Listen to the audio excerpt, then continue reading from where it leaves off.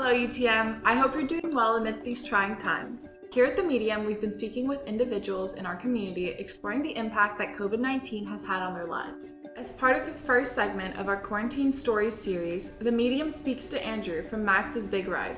For the 6th year, Max's Big Ride returns. It began in 2015 with a father and son 600-kilometer cargo bike ride from Ottawa to Hamilton to increase awareness about Duchenne Muscular Dystrophy, DMD, and to raise money for research into a cure to save the lives of children with DMD.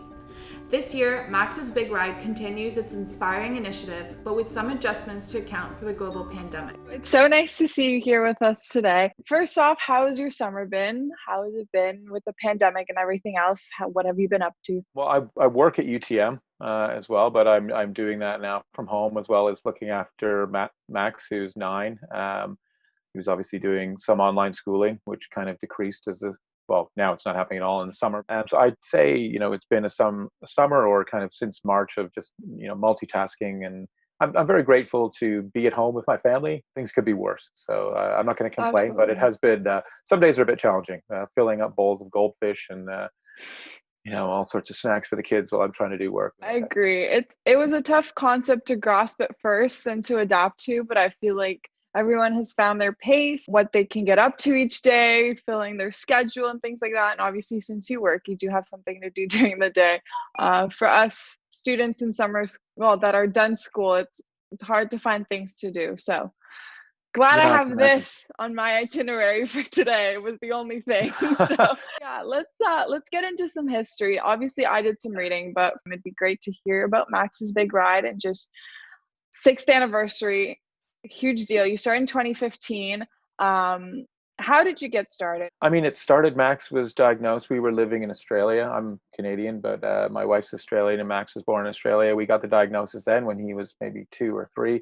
And I kind of decided right then and there that it was something that I was going to fight, but I wasn't really sure exactly how. And kind of landed on the idea of something to do with bikes. As a family, when we lived in Melbourne, Australia, we loved to get around by bike. And it was something that Max enjoyed as a little kid. He would sit on the back of my bike in a carrier and just loved being out on the bike. And, we kind of settled on the idea of a ride. Originally, it was going to be across Canada. And I think everybody kind of humored me and said, oh, that's okay. You can take a 4-year-old across Canada on a cargo bike. But it was kind of a crazy idea. So we paired it back into between our home in Hamilton and Ottawa. And Ottawa is significant because that's where a lot of the decisions are made around rare disease and drug approvals and things like that and funding. So so we just started off. It's a 600-kilometer ride.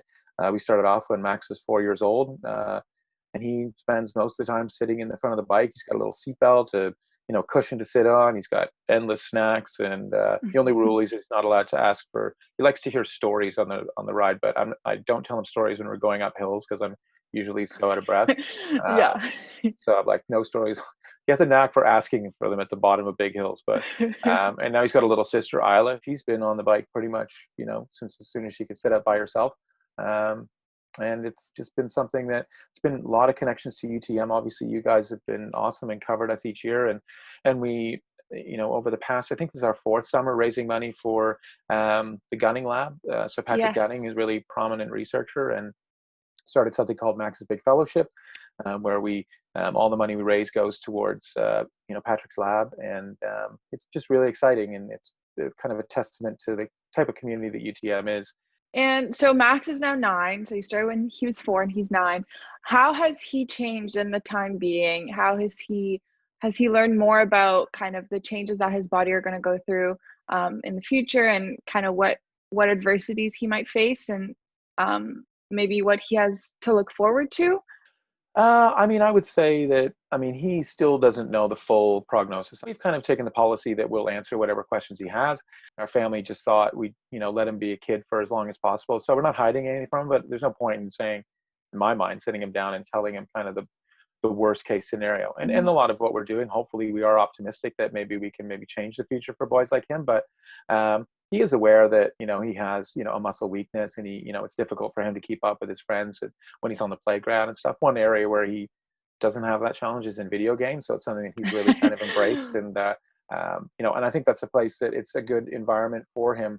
I kind of wrestle with not wanting him to have too much screen time, but also that's a place where he's equal and he can, compete and play with his friends, and he's just the same as everybody else. But lately, I'd say over the past 6 months, it's getting a little bit harder for him to get up off the ground, and stairs are becoming a bit more challenging. But I mean, we just had some of his sister's a daycare friend over in our backyard for a socially distant visit, and he was running around and playing bocce ball with them and jumping in the inflatable pool. So he's still active, but I can kind of see the disease starting to advance a bit more and kind of weaken him a bit more. In your case, from what I've read, it was just a spontaneous mutation, nothing really genetic. How much have you learned from just reading online, obviously, but also through the Sir Patrick Gunning lab? Have you popped by and kind of learned more about what's going on and just what they're working on?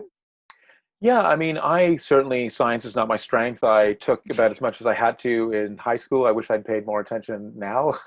And whenever I talk to Patrick, it's always, I think I understand maybe one every 3 words, but he looks excited and animated, and I take that to be good news.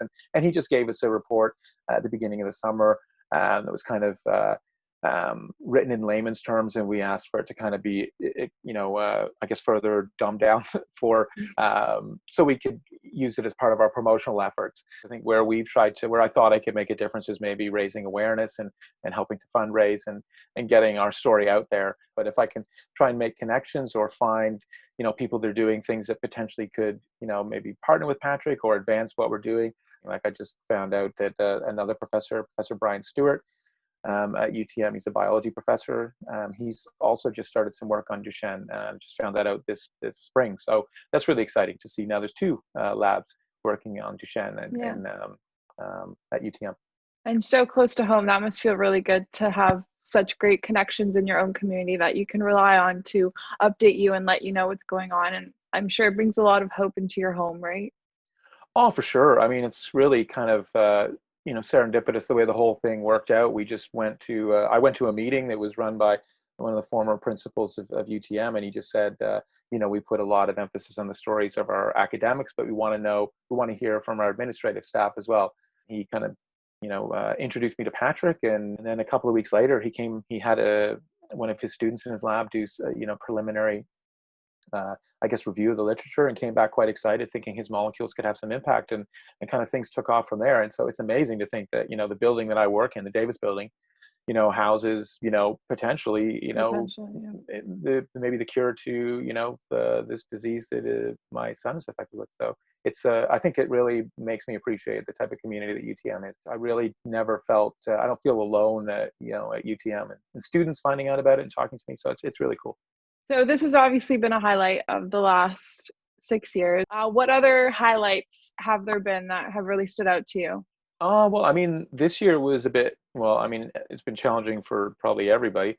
I just thought we can't risk doing, the regular ride, which takes us like 6 or 7 days between Hamilton and Ottawa, stopping in hotels. And we had to make the decision quite early, like in March or April, whether we were going to do it or not. And at first I thought, we'll push it back to October. But there was no guarantees in October it would be safe either. So we quickly settled on the idea of Max's Big Ride at Home. So what we did is we used the same cargo bike, but we hooked it up to a bicycle trainer. So it's just basically a contraption that holds the back wheel of the bike, and it's attached to a flywheel, which is then attached to my laptop, which is then syncs up to a program called Zwift that tens of thousands of people use around the world for virtual cycling. So you're kind of cycling through this virtual world. And so we did our 600 kilometers doing that in my front yard. So I set up the bike in our front garden, put up a big sign, and cycled with a friend of my wife's who was in Melbourne, Australia. So he would get up at like some ungodly hour in the morning. I'd start at 4 o'clock in the afternoon, and we rode the 600 kilometers together. And then also it was really cool because previously we would leave Hamilton and ride to Ottawa, and we don't necessarily see all the people that care about us and support us back home in Hamilton when that's happening.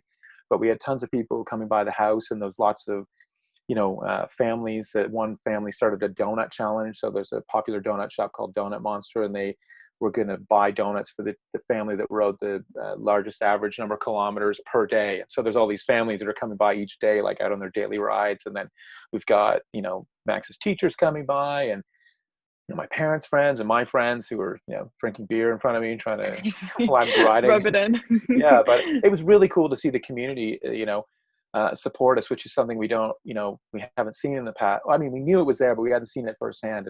And then the day that was starting, a gentleman, his name's Jacob, and he's a student at the University of Guelph. He approached me and said he wanted to do a thing called an Everesting challenge, which is where you ride a hill continuously until you have ridden the equivalent of the height of Mount Everest, which is 8,848 meters.